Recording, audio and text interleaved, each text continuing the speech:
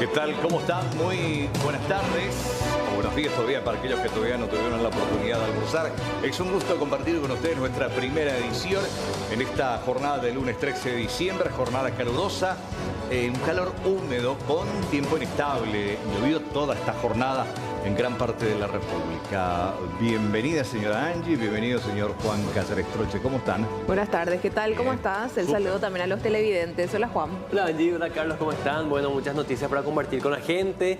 Los efectos del temporal terrible. Yo les cuento, yo estaba en Luque, ni una gota, ayer a la tarde, sí. Pero sin embargo, acá en la zona céntrica de Asunción, Barrio Jara y Costanera, terribles también, sí. Los daños que afectaron a las casas, incluso las que son de material, no son casas precarias, quedaron totalmente despechadas con el paso de este terrible fenómeno que afectó a este barrio. Muchos destrozos realmente y muchos otros temas también. Lastimosamente, un fin de semana negro en cuanto a lo que tiene que ver con la violencia contra la mujer. Estamos hablando de 5 casos de feminicidios en las últimas horas, Carlos. Y en contrapartida, casi cerramos un excelente fin de semana con Olimpia campeón de la Supercopa y nadie ahí nada más a ser Miss Universo. Pero bueno, vamos a tener todos los detalles también de esta noche magnífica en la que nuestra representante puso a Paraguay en lo más alto de la belleza. Quiera sea o no, es la segunda mujer más linda del universo.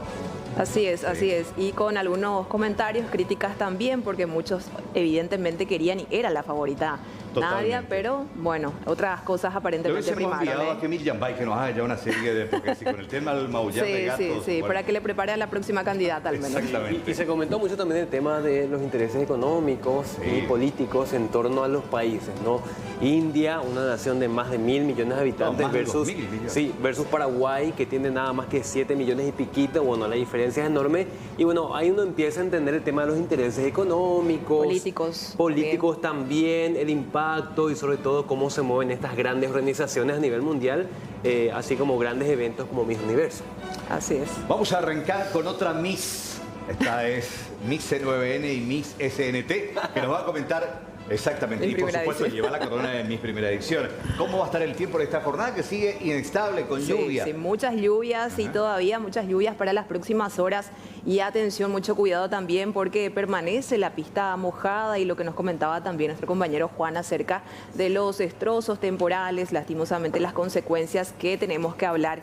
Bueno, vamos ya con los datos actuales. ¿Qué les parece en esta jornada del lunes 13 de diciembre? 23 grados es la temperatura actual, cielo cubierto, sensación térmica igual, la humedad evidentemente bastante alta por las lluvias de las últimas horas, 98%, velocidad del viento a 12 kilómetros por hora, soplando desde el sector este. Tarde, noche y madrugada todavía con mucha inestabilidad, estamos hablando de una temperatura de 26 grados ya en el horario de la tarde, noche y madrugada todavía con un clima cálido a caluroso ya también para las próximas horas, entre 25 a 23 grados y entre 23 a 22 grados. Vamos a ver cómo va a estar esta semana, hasta cuándo vamos a tener también estas lluvias. Para mañana martes la mínima de 22, la máxima de 31 grados y todavía ocasionales tormentas eléctricas. Para el miércoles, atención ya a mitad de semana, mínima de 24, máxima de 33 grados. Y vamos a ver cómo va a estar ya el tiempo en los próximos días, ¿sí? Ya llegando nuevamente al fin de semana. Parcialmente nublado, mínima de 24, máxima de 34 para este jueves y ya para el viernes, mínima de 24, la máxima de 35 grados.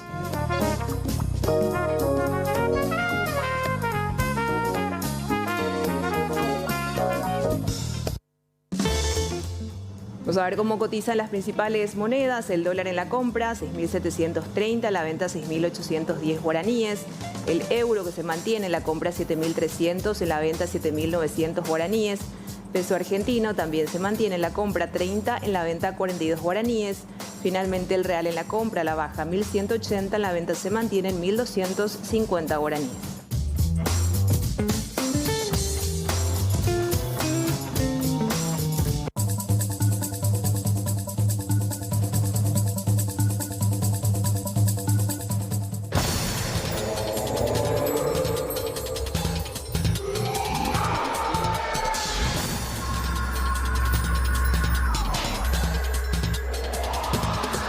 Y a la mañana se levantó y encontró ya a su madre tendida en el suelo.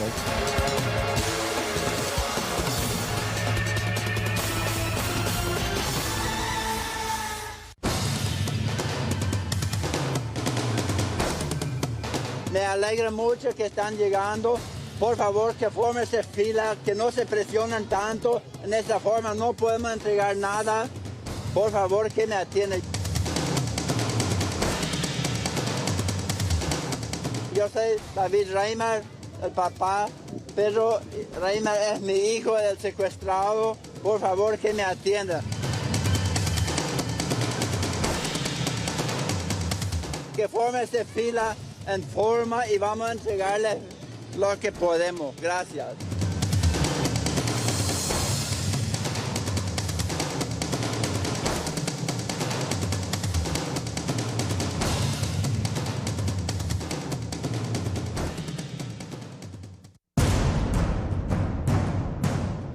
Este allanamiento se está realizando en forma conjunta con otros fiscales que están coadyuvando en 4 ciudades, en 4 viviendas. Inició esta madrugada y estamos en pleno procedimiento. Uno de los aprehendidos, inclusive pudimos constatar que tiene conexiones con el crimen organizado. Pudimos llegar hasta esta casa donde encontramos a 2 personas sexo masculino que estaban en esta vivienda y encontramos evidencias de dinero en efectivo, un poco de sustancia, también de drogas, así también elementos que son utilizados para los asaltos. Y bueno, uno de los aprehendidos, inclusive pudimos constatar que tiene conexiones con el crimen organizado.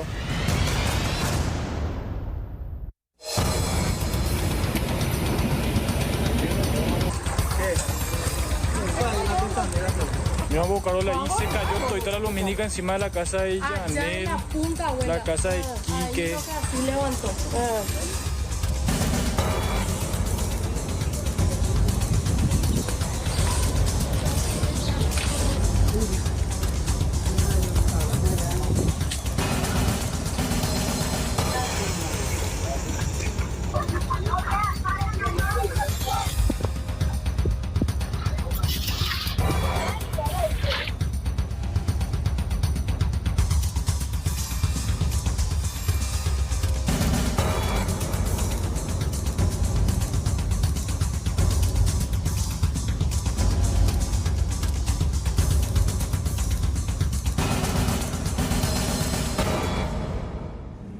Enseguida ampliamos estos temas, pero mientras tanto hablamos de este terrible accidente que ocurría anoche en el kilómetro 20 de la ruta Paraguay 2 en la ciudad de Capiatá. Un ómnibus que trasladaba a varios pasajeros volcó aparentemente luego de que el chofer perdiera el control. El percance arrojó varios heridos y una persona fallecida, identificada como Mabel Ayala, quien habría salido despedida del vehículo quedando debajo del mismo. Bomberos intentaron reanimarla, pero tristemente se confirmó su deceso.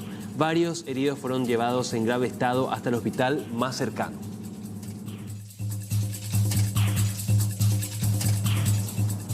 Y hablamos de este hecho lamentable por demás, un principio de incendio que se registraba dentro del salón de ventas ubicado en una estación de servicios en San Antonio. Se trata aparentemente de un cortocircuito en el tablero del sistema eléctrico que habría sido el origen del fuego. Al lugar llegaron los bomberos, quienes tuvieron que forzar la entrada para así evitar que el incendio se expandiera. Afortunadamente el siniestro pudo ser controlado a tiempo.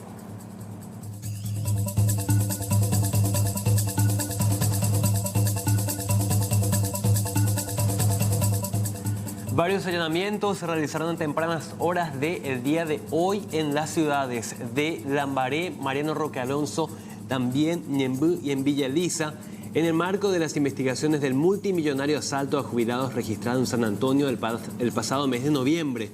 En una vivienda precaria ubicada en Villa Elisa fueron detenidas 2 personas.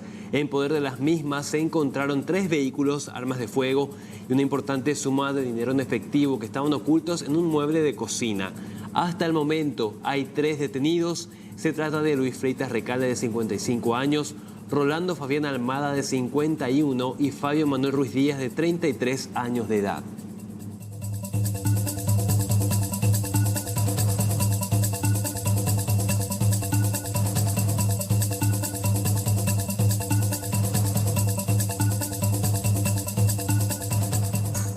Y ya fueron entregadas las 2 últimas cargas de víveres que se tenía proyectado ya en este caso entregar en el barrio Ricardo Brugada y en el barrio Pelopincho de Asunción por parte de la familia de Peter Reimer, cumpliendo con la extorsión de los criminales que mantienen secuestrado a su hijo de 23 años. Tras cumplir a cabalidad con lo exigido, ahora esperan ansiosos por su liberación.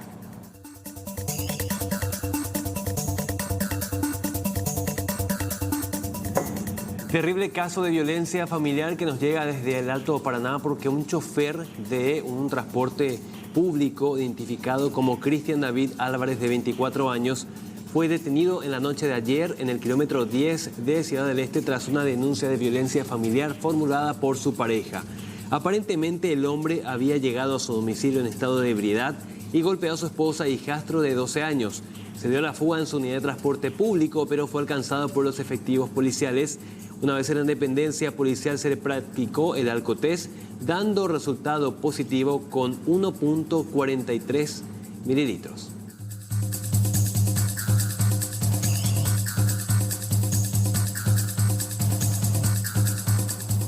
Con esta información nos vamos hasta el barrio San Pedro de Encarnación, donde vecinos que estaban dentro de una vivienda lograron reducir a un supuesto asaltante que junto a su cómplice atacó a varias personas para apoderarse de pertenencias de valor. Tras maniatar al supuesto delincuente, lo entregaron a la policía.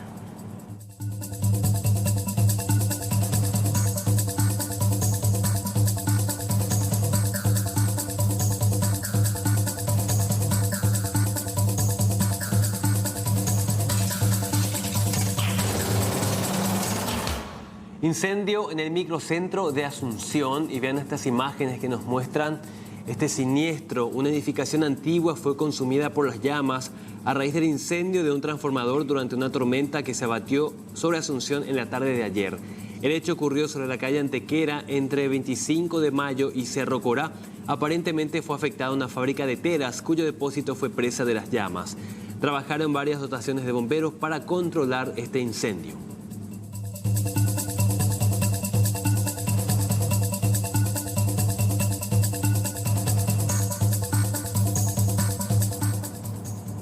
Otro suceso de violencia entre jóvenes, y esto que se daba lastimosamente en la ciudad de Pilar. Recordemos que hace días reportamos un hecho similar en donde se enfrentaron a puñetazos, y ayer domingo en horas de la mañana ocurrió otro suceso con amenazas de arma blanca. Afortunadamente este no pasó a mayores, pero preocupa como estos hechos se dan a menudo después de las fiestas.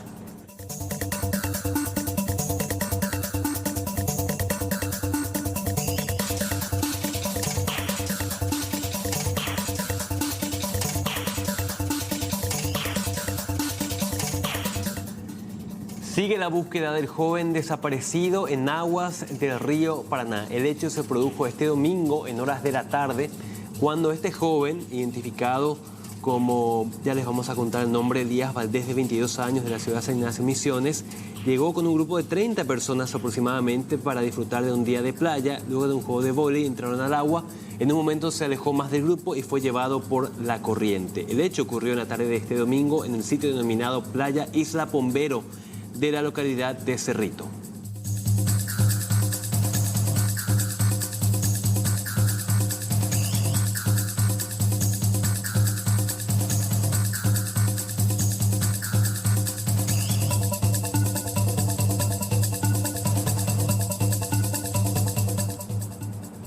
Isidro Barrios, un hombre de 43 años, falleció calcinado dentro de su vivienda tras un incendio que inició en horas de la madrugada por causas que aún se desconocen. Aparentemente la víctima se asfixió con el humo y ya no pudo salir.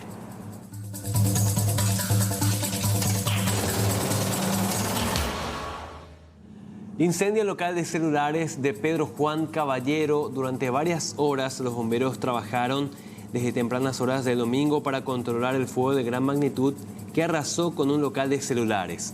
Tras varias horas lograron controlar las llamas, sin embargo se registraron cuantiosos daños materiales.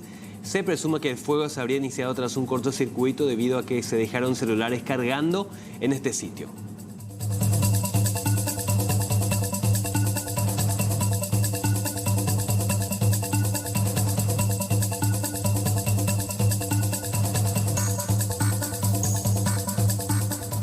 En la zona de Cañada San Rafael, en la ciudad de Luque, la inseguridad es la constante en esta ocasión. Según las imágenes de circuito cerrado, una mujer ingresó hasta una vivienda y prácticamente vació la cocina de la víctima. Incluso preparó otra bolsa para alzarse con algunos productos de limpieza. El hecho ocurrió ayer en horas de la mañana.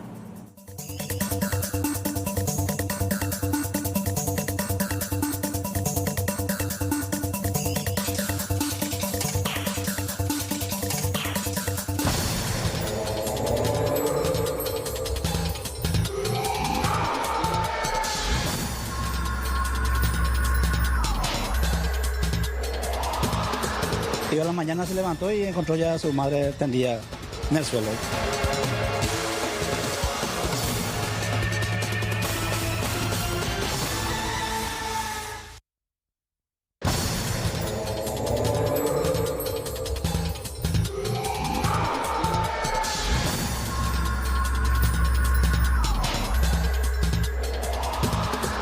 Y a la mañana se levantó y encontró ya a su madre tendida en el suelo.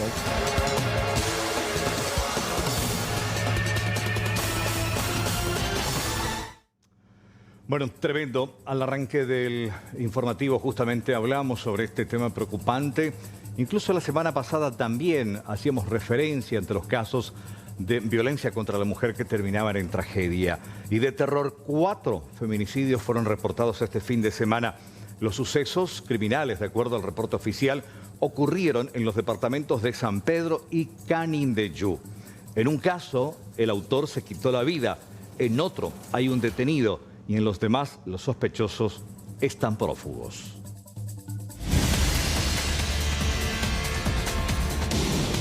El primer caso se registró en el distrito de Iribucuá, departamento de San Pedro. La víctima, Jennifer Mary, una joven de 18 años quien había terminado el colegio este año y tenía la intención de seguir estudiando. Convivía con su pareja, sindicado como autor del crimen. Se trata del joven Juan Carlos Ramírez Vallejo, de 19 años. Ella había asistido a su fiesta de graduación, luego de la cual mantuvo una fuerte discusión con su pareja, quien la golpeó severamente en el rostro y en otras partes del cuerpo. Terminó estrangulándola.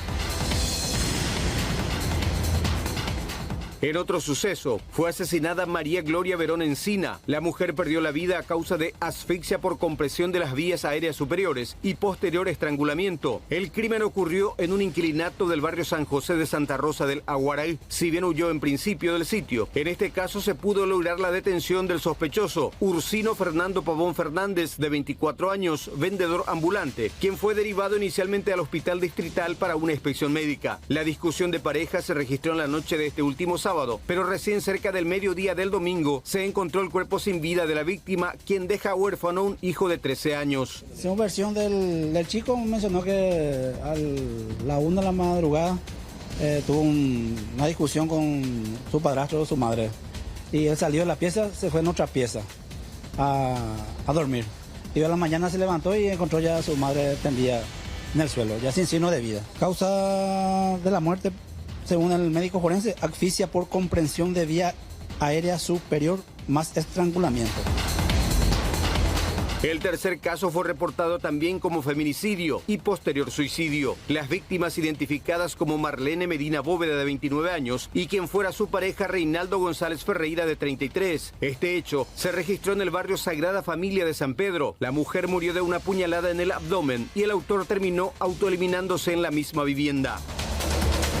El cuarto caso de feminicidio se registró durante la celebración de un cumpleaños en el barrio San Blas de Villa Gatemí, departamento de Canindeyú. La víctima, identificada como Yasmina Soledad Medina, de 25 años, quien recibió un disparo de arma de fuego. El sindicado como autor su expareja, Arnaldo Damián Rodríguez, de 28 años, quien luego de consumar el crimen se dio a la fuga en una camioneta y cuenta con orden de captura.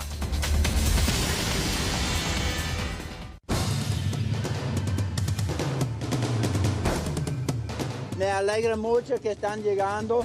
Por favor, que fórmese fila, que no se presionen tanto. En esa forma no podemos entregar nada.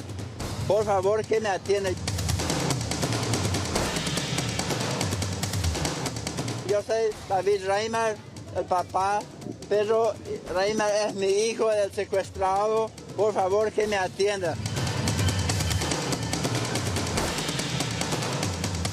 Que fórmese fila en forma y vamos a entregarle lo que podemos. Gracias.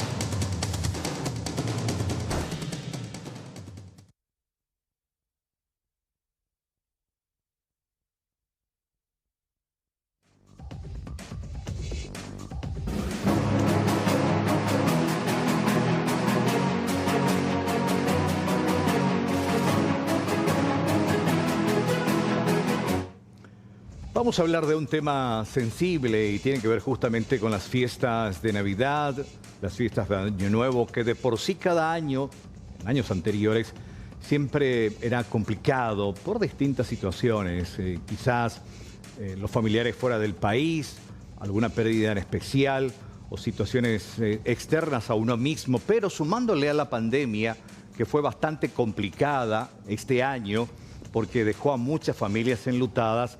Hay que llevar en cuenta eso y para eso hemos invitado a un profesional de la salud mental que nos oriente y nos ayuda a entender cómo hay que enfrentar esta situación si estamos dentro de ese grupo. En un momento tan sensible como decías, Carlos, de que el año termina y uno se pone un poco a evaluar el tema de las metas y la presión social que también tenemos de familiares, de compañeros acerca de este momento tan especial de cerrar un poco este ciclo, ¿no? Por sobre todo los preparativos y esos rituales, las costumbres que tenemos y bueno, no verse muchas veces sometidos a esas presiones sociales que dicen, bueno, hay que cumplir y hay que estar presentes. Muchas veces no tenemos ese acompañamiento, ese sostén emocional también y aparte que estamos en plena pandemia, ¿no?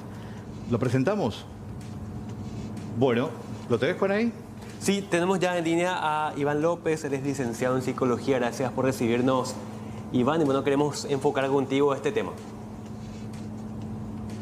Muy buenas tardes, un placer acompañarles y bueno, listo para aportar y hablar con ustedes justamente acerca de este tema que es muy importante. Bueno, de hecho, Iván, el año pasado y este han sido muy complicados. Hay muchas familias que no tendrán en su mesa 1 o 2 integrantes y eso de por sí ya pesa en el ánimo de las personas, sumado a la cuestión económica, a la cuestión también de que hay muchos otros familiares fuera del país. ¿Cómo enfrentar esta situación para que no nos termine afectando? Es importante entender justamente que venimos de varios años, son 2 años difíciles, ¿verdad? Donde pasamos por muchas angustias, donde pasamos por diferentes tipos de pérdidas justamente en todos los niveles, ¿verdad? Entonces es importante justamente, primero que nada, entender que cada uno de nosotros procesamos de diferentes maneras. Cada uno de nosotros vamos de alguna manera afrontando justamente cómo podemos esta situación que genera justamente angustia. Pasamos por, como bien mencionaba, por duelos, por pérdidas emocionales, por duelos, por pérdidas físicas de alguna, a lo mejor algún familiar, alguna pareja, algún amigo, alguna amiga, o sea, diferentes tipos de duelos, ¿verdad? Muchas personas que quedaron sin trabajo, que también implica justamente el hecho de una pérdida importante justamente. Entonces, es importante estar atentos a los signos que pueden ir presentando cualquier tipo de personas, porque todos estamos vulnerables. Eso es importante entender. Todos somos hoy vulnerables y todos, sobre todos, hay algún tipo de efecto sobre esta situación que estamos viviendo. Iván, estábamos comentando también aquí en la producción, es común la aparición de casos de depresión en este momento tan sensible, especialmente por la post-crisis pandémica. Sí, evidentemente, como bien se mencionaba desde el inicio, se pronosticaba ya al inicio de la pandemia, ¿verdad? Los casos de depresión y también los casos de angustia, ¿verdad? De las crisis de ansiedad son las más frecuentes que se están presentando justamente, dadas las circunstancias que estamos viviendo, ¿verdad? Entonces es importante entender, y como bien decía anteriormente, los signos que vamos presentando o las personas que están a nuestro alrededor, ¿verdad? Porque este es un mes clave. De por sí suele ser diciembre un mes difícil, como bien mencionaba también ahí la compañera de ustedes. Es un mes donde la gente evalúa mucho, ¿verdad? Sus logros, sus metas, las presiones, ¿verdad? Entonces la gente, por lo general, diciembre suele ser un mes pesado. Y más aún ahora, ¿verdad? Dadas las circunstancias que estamos viviendo. O sea, hay un doble. Y se habla de un pronóstico difícil, ¿verdad? Justamente en cuanto a lo que se habla respecto a los intentos de suicidio y demás. Por eso tenemos que estar muy atentos a las personas que están a nuestro alrededor y de cómo nos estamos sintiendo. Porque, ojo, nadie se saca la vida o intenta sacarse la vida de un día para el otro.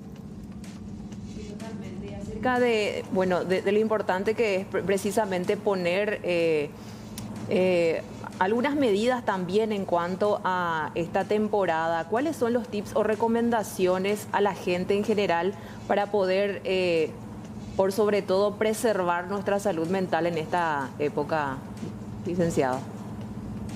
Y es muy importante, como bien les decía, ser consciente de cómo nos estamos sintiendo. A veces, como lo que queremos ayudarle a los demás, decimos, mira, vos tenés esto, vos tenés aquello, tenés que estar contento, tenés que estar feliz. Y es importante procesar, como siempre yo digo, es importante transitar el camino del dolor y saber acompañar eso a quien, desde donde nos toque, ¿verdad? Es respetar un poco, ¿verdad? Justamente ese proceso de duelo, si hay una pérdida, ¿verdad? Y como bien mencionaba, por sobre todo empezar a rodearnos, ¿verdad? De las personas que nos hacen bien, ¿verdad? De las situaciones, estar consciente de las situaciones que estamos viviendo y de alguna manera valorar, de alguna manera lo que se pudo hacer dentro de lo que estamos viviendo, ¿verdad?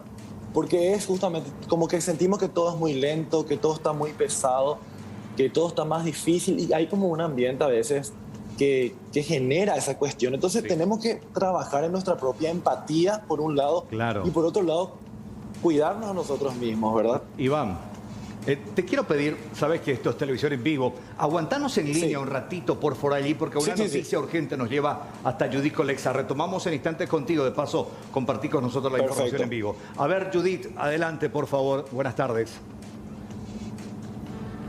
Buenas tardes, Carlos. Saludos a todos los compañeros ahí en piso. Así es, estamos nuevamente aquí en la colonia Río Verde, del departamento de San Pedro, desde donde don David Reimer, el padre del joven menonita secuestrado, hizo una última conferencia de prensa para leer un comunicado dirigido a los criminales que tienen en su poder a su hijo para poder expresar precisamente el cumplimiento de esta extorsiva exigencia para que lo puedan liberar. Ya se hizo la entrega de los víveres a las 20 comunidades impuestas por el grupo armado, así que nada más ahora queda esperar para que también este grupo criminal pueda cumplir su parte y liberar a Peter. Vamos a compartir con usted lo que nos decía hace instantes en conferencia don David Reimer.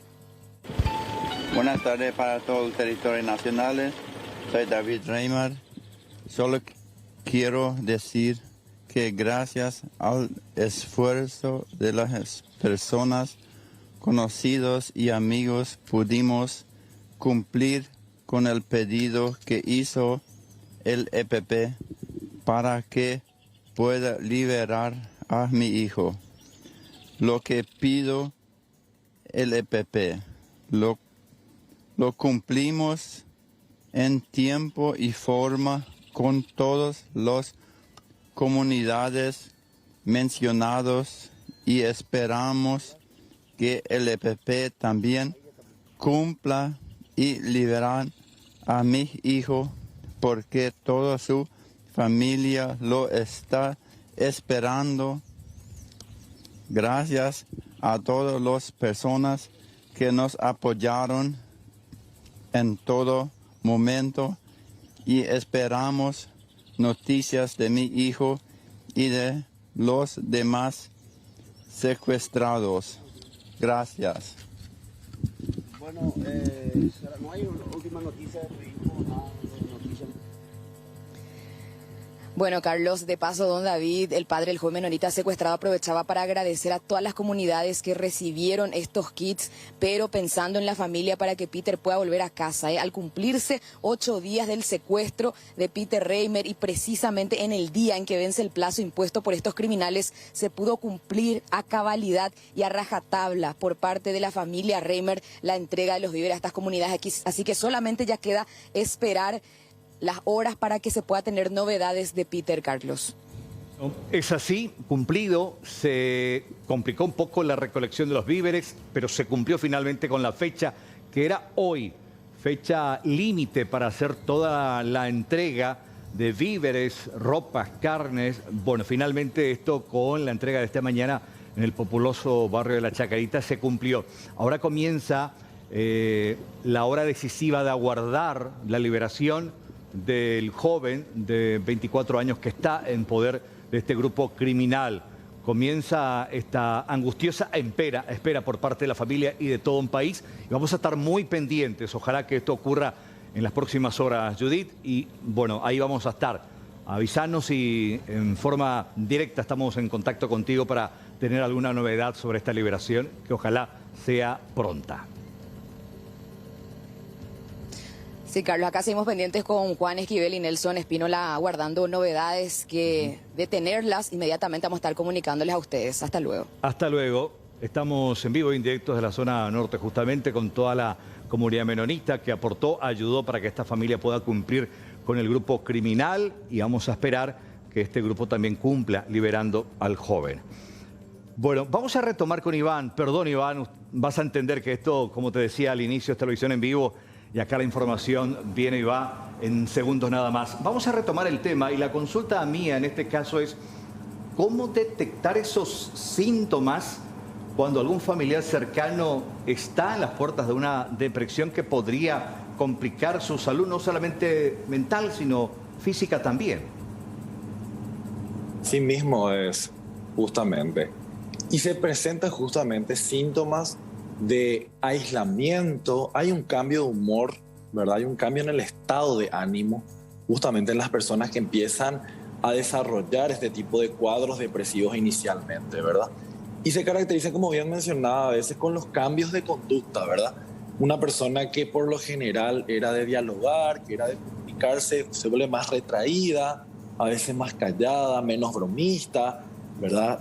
Tiende a aislarse, a ser menos sociable, ¿verdad? A estar mucho más retraído, retraída, mucho más silencioso, ¿verdad? No necesariamente, ya cuando es el caso más grave, es cuando la persona, y lamentablemente ahí recién la gente se percata, cuando por ejemplo la persona ya no quiere levantarse de la cama, quiere dormir todo el tiempo. Esos ya son síntomas mucho más llamativos y cuando ya se avanzó mucho, cuando la depresión avanzó, ¿verdad? Pero justamente cuando estamos también observando cuando una persona está todo el tiempo como más irritable, con menos paciencia, ¿verdad? Que es muy característico justamente de estos tiempos.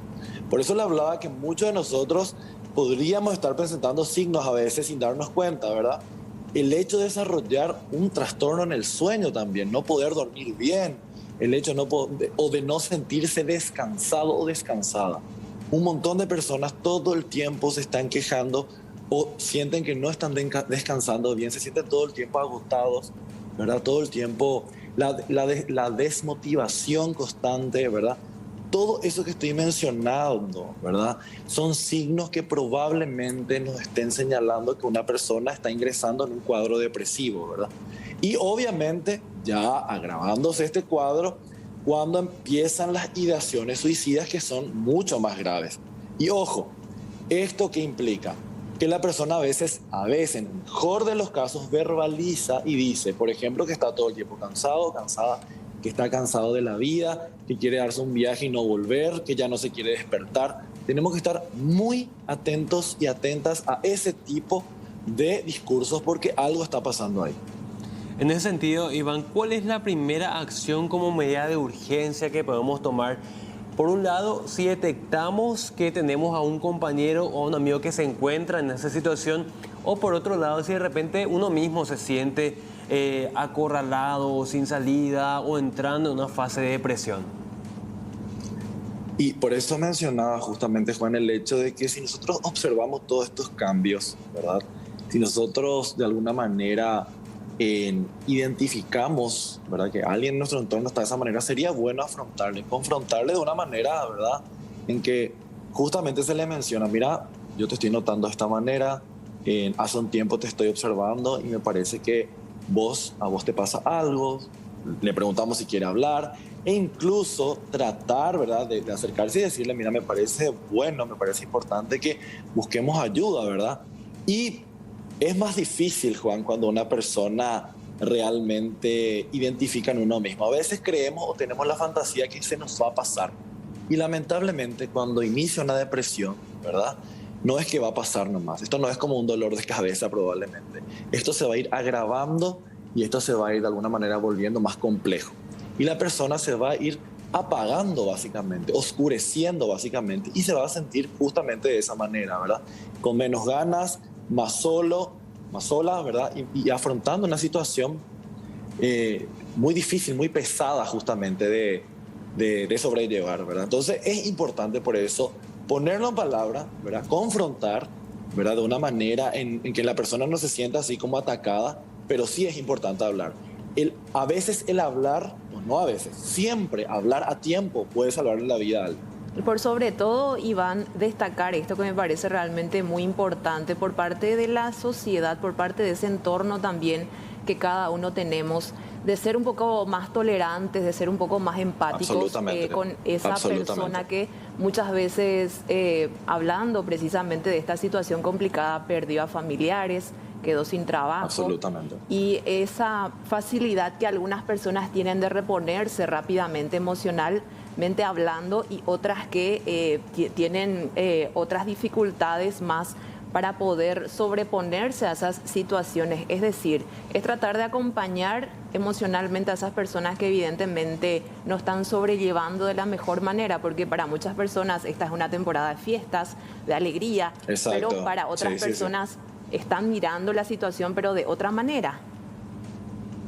Tal cual, como mencionás, o sea, ahí es donde justamente tenemos que entender que cada uno de nosotros somos diferentes, nos interpela de alguna manera diferente cada realidad y tenemos diferentes tipos de herramientas internas, ¿verdad?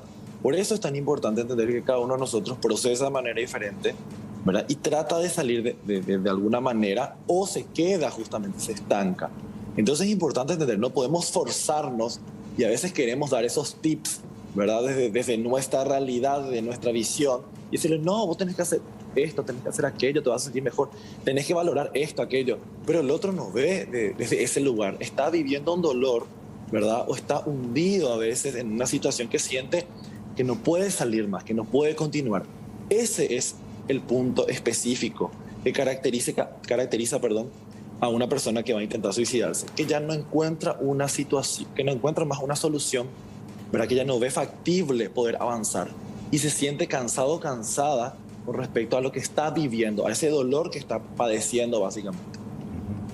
Ese es el momento en el que hay que buscar ayuda profesional, un psicólogo, un psiquiatra, alguien que nos oriente a hacer esa, higiene mental, porque tenemos tanta basura en la cabeza que a veces eso no nos permite tener una visión bastante clara de lo linda y bella que es la vida a pesar de todas las adversidades y tratar de entender a veces cómo un joven profesional, lo que ocurría hace unos días en el IPS, cómo un joven profesional puede tomar una determinación como esa, o tanta otra gente también.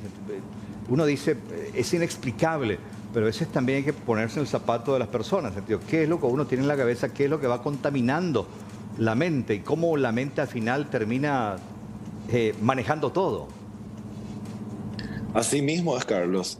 Es que justamente cuando una persona llega a ese tipo de determinación, es que ya no ve que puede salir de ese lugar, ya no ve solución, no encuentra más alternativas y está cansado de padecer, está cansado de sufrir. Probablemente no es que quiera morir necesariamente, sino que quiere descansar, pero de esa situación que ya no puede manejar, que ya considera que no puede solucionar, y la agobia es tanto justamente el sufrimiento de esta persona que decide probablemente intentar sacarse la vida o terminar con su vida justamente.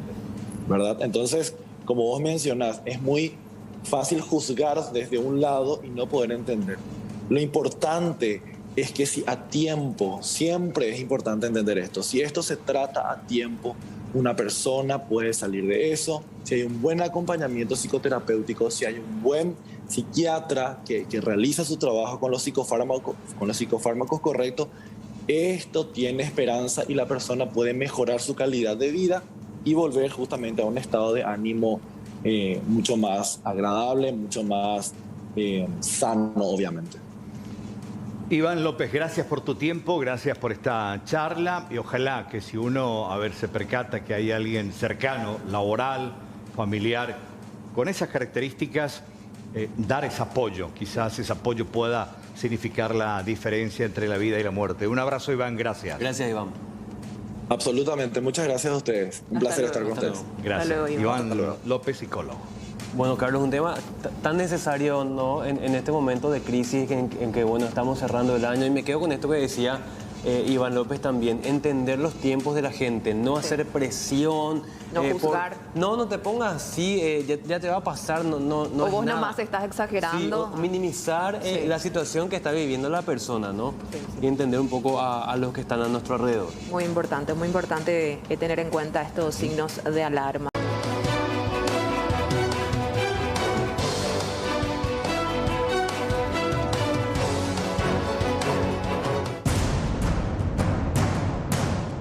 Este allanamiento se está realizando en forma conjunta con otros fiscales que están coadyuvando en 4 ciudades, en 4 viviendas.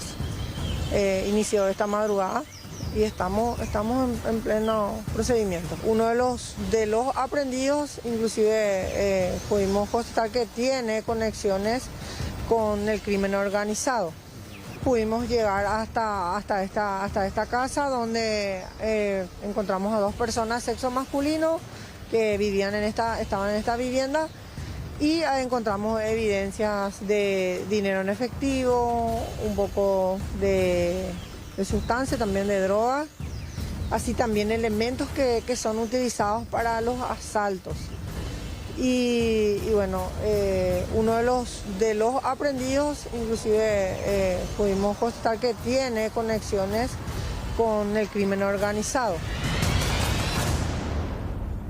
Un hombre falleció en su vivienda en medio de un incendio, lastimosamente. La tragedia ocurrió en la zona de Limpio por causas no del todo aclaradas. Los restos de la víctima fueron entregados a los vecinos, quienes le dieron una cristiana sepultura.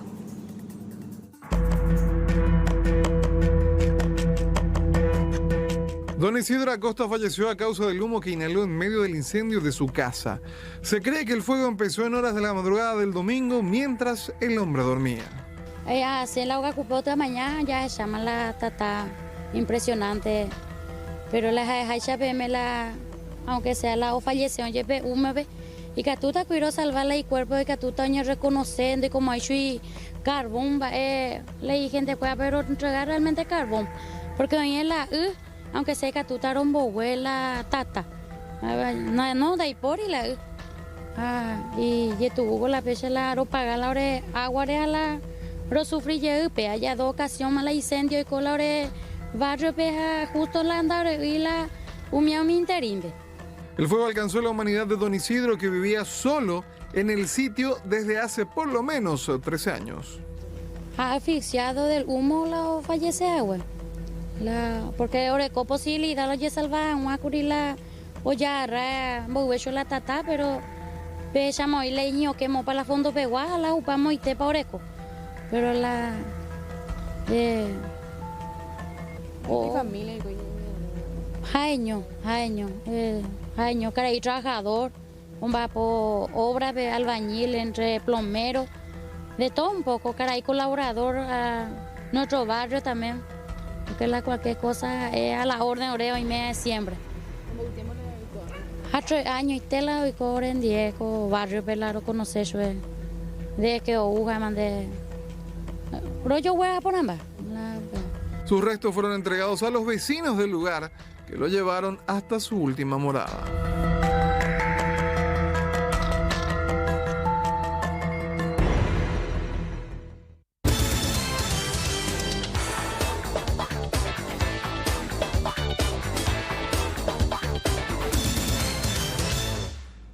La noticia nos lleva ahora hasta el sur de la República porque vecinos que estaban en una casa finalmente lograron detener y reducir a un supuesto asaltante que junto a su cómplice atacó a varias personas para apoderarse de pertenencias de valor.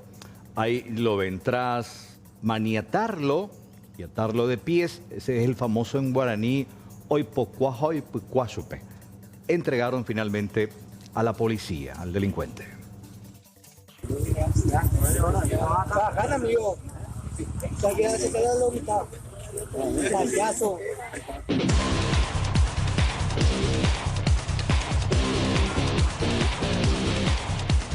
Se trata de un hombre quien fue sindicado como responsable de al menos 2 asaltos callejeros en el barrio San Pedro de Encarnación. Él mismo, cuando atacaba a otra mujer junto a su cómplice, fue divisado por parte de algunos hinchas que estaban ya en el tercer tiempo. Estos actuaron rápidamente, redujeron a este supuesto asaltante, a quien entregaron a la policía. Asimismo, tenemos 2 denuncias sobre este caso. Sobre el aprendido, ¿verdad? Primeramente sobre la avenida Matiauda, inmediaciones del conocido local de sesiones ONMI. Interceptaron una motocicleta que iba ocupada por una persona masculina y otro femenino, a quienes se le acercaron y le despojaron su objeto, ¿verdad? ¿Cómo toman conocimiento ustedes, señor Torres? Y desde el primer caso, ¿verdad? Que hubo sobre la avenida Matiauda, por lo que alertamos, ¿verdad?, a las comisarías aledañas referente a ese hecho. Posterior al primer hecho, ellos huyeron, digamos, del lugar y ya en el acceso sur acá del barrio San Pedro, sobre Ruta 1, interceptaron nuevamente a una persona femenina, ¿verdad?, a quien también intentaron despojarle de su aparato celular. Momento en que fue divisado por algunas personas que estaban en ese sitio, quienes intervinieron y lograron la aprehensión de esta persona, ¿verdad? ¿De quién se trata? Su nombre es Lucas Fernando Villar, 22 años, oriundo del barrio San Francisco, Cambuneto. ¿Ya tiene algún tipo de antecedentes? El mismo no cuenta con antecedentes. Asimismo, todo lo actuado se puso a disposición del agente fiscal de turno, quien en transcurso de esta mañana se tiene que acercar ahí para su declaración indagatoria. ¿Tenía un cómplice? Así mismo, él iba de acompañante sobre una motocicleta. El mismo era el que descendía y despojaba a las personas, ¿verdad? La característica brindada por la primera fue una persona que portaba una remera, ¿verdad?, de un Club Olimpia con un short negro. Y el segundo hecho, realizada por la misma persona, ¿verdad?, con la misma característica. El detenido ya está a disposición del Ministerio Público. Su cómplice logró darse a la fuga tras abandonar a su compañero de trabajo. Este ya está siendo buscado intensamente por parte de la Policía Nacional.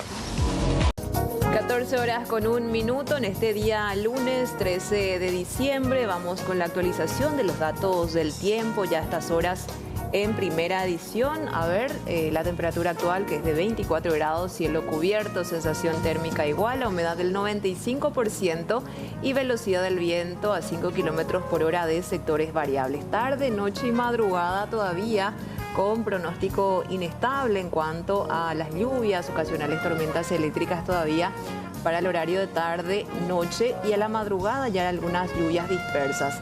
En el horario de la tarde, entre 23 a 26 grados, la variación en la temperatura en cuanto a la noche y madrugada entre 25 a 23 grados y de entre 23 a 22 grados.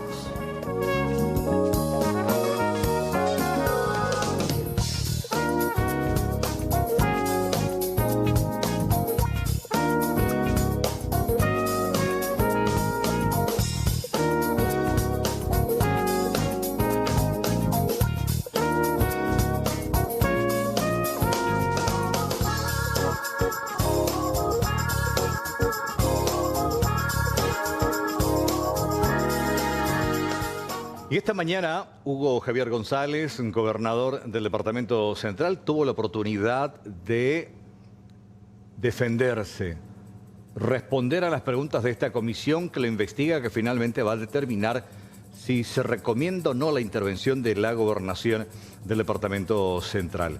Se lo vio bastante alterado, con respuestas hasta casi evasivas. Fernanda, ¿cómo estás? Buenas tardes. ¿Qué tal? Buenas tardes, Carlos. El saludo también para todos los televidentes, aquí para los compañeros.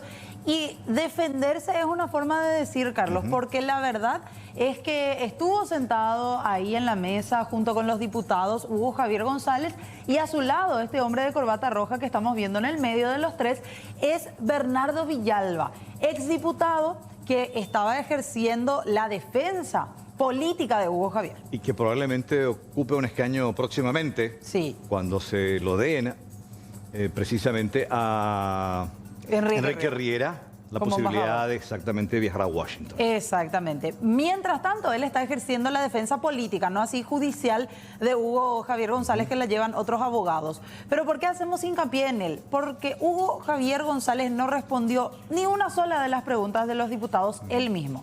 Desde un inicio, lo único que dijo y para lo único que tomó el micrófono fue para decir: yo voy a dejar que mi abogado responda absolutamente todas las dudas. En más de una ocasión, Katia González, la propia diputada Cristina Villalba, también del sector Colorado, otros diputados más que estaban presentes, dijeron que querían que Hugo Javier responda, pero todas las consultas fueron derivadas directamente a su defensor, y los dos se mantuvieron en la línea de negar todos los hechos de los cuales se le acusa. Sin embargo, si bien es cierto, ellos dijeron no se cometió ningún tipo de fraude, no hubo malversación, no hubo daño patrimonial, tampoco hubo lesión de confianza desde la gobernación, no supieron explicar cómo es que se pagaron 2 veces por algunas obras que ya estábamos repasando la semana pasada. Sí. Si bien es cierto, le hacíamos nosotros la consulta entre los medios, en ese momento él evadía la pregunta, decía gracias y se iba a otro sector de la sala. Después de eso, los propios diputados también le hacían la consulta, y el abogado Bernardo Villalba era quien decía que el que tenga pruebas, el famoso dicho, el que tenga pruebas que denuncie. Pero en ningún momento salió a aclarar qué fue lo que pasó. Se argumentó en todo momento que las obras fantasmas no existen, que las obras están y que los diputados pudieron ver. Esa fue básicamente la defensa que tuvieron esta mañana. Vamos a escuchar lo que decía Hugo Javier con los medios de comunicación. A defender nuestra gestión, munido de todos los documentos que justifican que no hay obras fantasmas, que se ejecutaron todas, que no hubo doble pago y que las obras están. Las obras que están aparentemente son las que se realizaron antes de que ustedes reciban la transferencia. Es decir, lo que hicieron es maquillar los documentos con obras que ya estaban. Eso es lo que se cuestiona también. Las medias verdades se van a dilucidar ahora con los documentos que vamos a presentar, constatables y verificables ahora. La comisión va a recibir todos esos papeles en referencia a lo que vos comentás y lo que dice la gente. La verdad está en los documentos y eso venimos a demostrar. ¿Cree usted que ya tiene el apoyo de Colorado Añetete, que es el único grupo que hoy le puede salvar de la destitución dentro de todo de la intervención? La dinámica de la política es muy cambiante. Nosotros nos vamos a ceñir a lo que diga la Cámara, a lo que diga el Pleno, pero vamos a cumplir presentando lo que nos corresponde, que es la documentación pertinente que justifica que las obras están, que no existe doble pago. Lo que se hablaba es que desde la Secretaría de Tributación, por ejemplo, incluso llamaban ya para hacer aprietes a favor de usted. No existe tal cosa. Yo me presenté siempre y voy a seguir siempre trabajando en el marco de la ley, lo que disponga el Ministerio Público y los organismos del Estado. Y las obras fueron verificadas por la Auditoría del Poder Ejecutivo, por la CENAC y por la Contraloría, y detectaron que están. ¿No y que se hicieron los pagos. Que ya empieza a operar a su favor a modo de salvarse?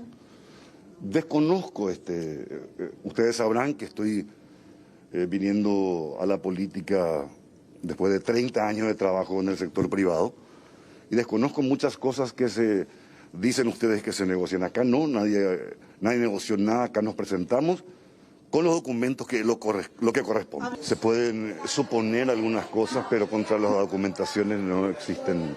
Hablan de obras fantasma, pero nos vamos a ceñir a las documentaciones. Las obras están y fueron ejecutadas dentro del Fondo de Reactivación Económica.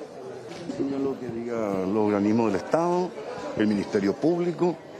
No tengo por qué renunciar al voto popular. La gente me eligió para trabajar ahí y estar con ellos. y siento mucho el tiempo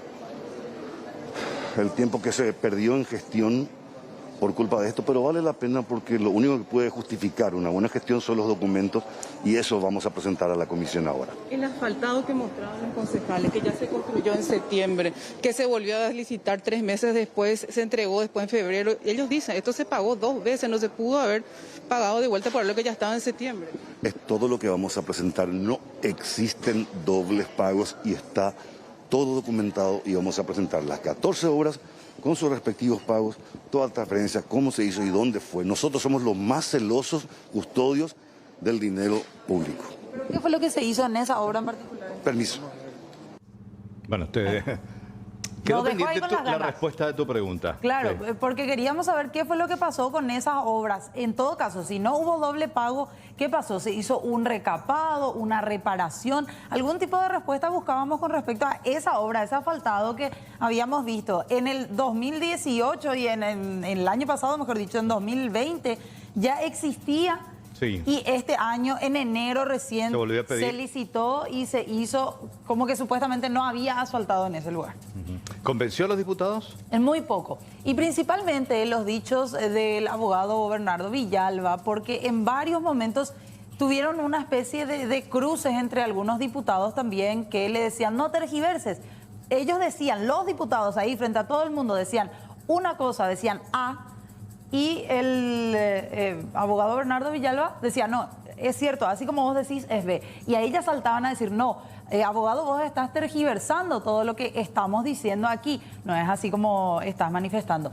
Esas fueron un poco las acusaciones. Incluso Katia González en algún momento dijo que estaba piloteando, que se trataba de un curso intensivo de pilotaje, lo que estaba haciendo el abogado defensor de Hugo Javier. Y después de toda esta reunión, esto era lo que decía la diputada Rocío Vallejo. O sea, esto también hay que decir, yo desde la academia siempre lo digo como docente, esto ocurre no solamente en el caso de González Dar, existen muchos casos donde supuestos, o sea, cobros de guaraníes son presentados como supuestos hechos punibles de estafa, son citados a través de la famosa declaración indagatoria, que uno no puede como fiscal llamar a una indagatoria si no tiene un supuesto de hecho que se adecua a una norma penal. Ese es el primer análisis que debe hacer un agente fiscal. Y al estar... Bueno, ahí hablaba Rocío Vallejo con respecto a otro tema, pero volviendo al caso Hugo Javier particularmente, sobre lo que hablaron también fue el tema de las facturas falsas. Lo que dicen ellos desde la defensa es que las facturas falsas no son básicamente responsabilidad de la gobernación de Central, porque se hicieron en manos de las ONGs que recibieron las transferencias. Esto también fue criticado por varios de los parlamentarios que decían, al ser la gobernación la que destina los fondos y hace las transferencias para la ONG, no puede salir a decir que no es su responsabilidad que se hayan utilizado facturas falsas, porque estamos hablando de dinero público que fue utilizado y de facturas clonadas para justificar esos pagos a otras empresas más. Eso fue lo que se criticó también el hecho del presupuesto bastante alto que se le fue destinado como transferencia a varias de las organizaciones no gubernamentales. ¿Otro diputado, otra diputada que haya hablado? Conversaron ahí, hicieron una especie de pregunta-respuesta, pero básicamente eso es lo que quedó ahí al tapete.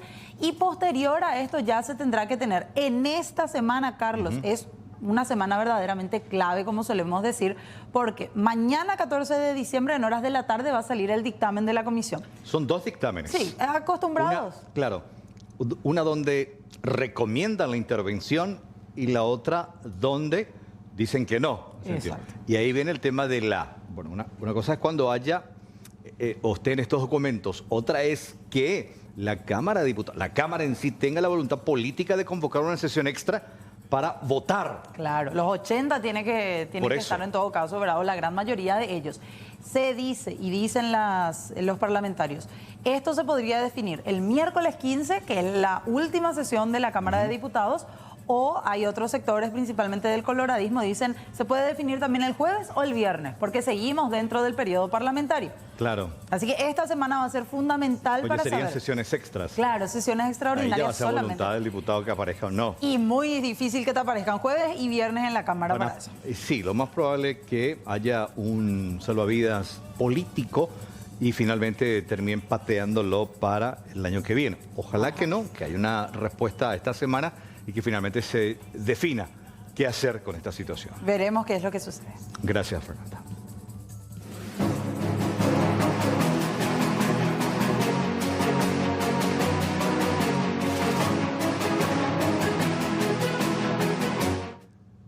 Doctor Federico Franco, ¿cómo le va? Buenas tardes, bienvenido. ¿Qué tenemos esta noche? A ver. Doctor Franco, ¿me escucha? Bueno, creo que no le está llegando el sonido. A ver, doctor Franco, ¿me escucha? Sí, ahora sí, ¿cómo está, Carlos? Muy buenas tardes para vos, para todos los amigos que están contigo en piso y para la enorme audiencia. Bueno, ¿qué nos tiene esta noche Diálogo Franco, doctor?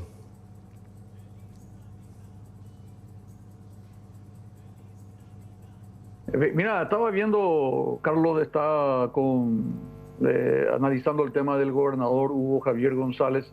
Nosotros le invitamos al gobernador, por supuesto, lamentablemente no aceptó. Entonces va a estar su abogado, el doctor Villalba, acompañado de 2 concejales, en donde pretendemos de alguna manera esclarecer a la ciudadanía de la audiencia francamente cuál es la intervención en el caso de la gobernación del departamento central. Cuáles son los argumentos a favor, cuáles son los argumentos en contra. Escuchar un poco las 2 vertientes de la misma campana, Carlos. Y finalmente, ¿cómo se haría entonces esta noche con esta situación que es bastante delicada y que, bueno, tiene una semana decisiva? Es un tema complicado, el tema de la gobernación. El gobernador, bueno, todo es de público conocimiento, no tiene experiencia en política. Él era animador de fiesta, pasó a ser gobernador a instancia de Horacio Manuel Cartejara. Le llevó a una persona involucrada en solicitud de coima, entrega de maletines, 8. Y a partir de ahí un rosario de irregularidades. En plena pandemia se le solicita ayuda para los hospitales, puestos de salud, no hay ayuda. Toda la ayuda iba a la CIAP, que es una institución que él creó. Como gobernador le transfirió casi todos los $1 millón. Y mucho dinero fue a las gobernaciones, Carlos, audiencia, sin que participen los intendentes ni los consejos locales de salud. Sí. A ver. El gobernador no habla, se llamó a un silencio. El que hace de vocero es el abogado, el doctor Villalba. Entonces vamos a escuchar los argumentos ahí de los concejales departamentales. Bien, excelente. Vamos a estar pendientes a las 21. De hecho, ya lo hizo hoy también ante los diputados. Vamos a tener más detalles ya con preguntas muy concretas en la noche de hoy.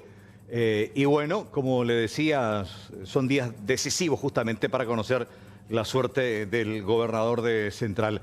Doctor, un abrazo, éxitos y bueno, lo vemos esta noche a las 21. Muchas gracias, Carlos, y muchas felicidades por el triunfo de ayer. Esté atento, en instante vamos a hablar con el emperador, ¿sí? Lo conoce, sabe quién es. Sí, claro, por supuesto, conocemos, sabemos quién es el emperador. Bueno, en instante va a estar con nosotros. Un día saludo al Kaiser. Bueno, vamos a estar en instantes con él. Un abrazo, doctor, gracias.